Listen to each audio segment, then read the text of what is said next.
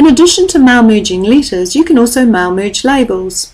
For example, what I'd like to do is create a new document. So I'll press Ctrl N.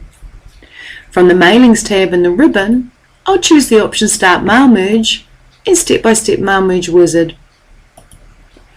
In the Mail Merge task pane, I'll choose Labels, and at the bottom I'll click Next. I'll then click the Label Options button and choose the label size I want to mail merge. So I might choose J8162 and OK. If I then click Next at the bottom of my Mail Merge task pane, I'll be able to browse and select an existing list. And so I'm going to choose a list I've already got.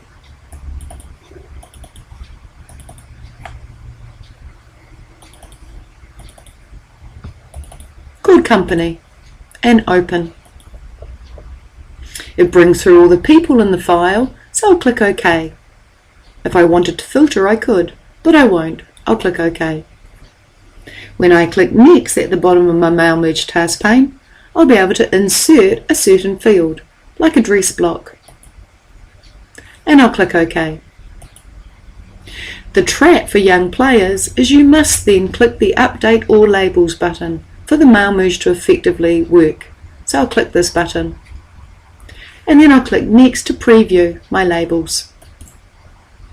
I can see my labels here, and I could move through the recipients if I wanted to. I'll click Next to complete the merge, edit individual labels, and click OK.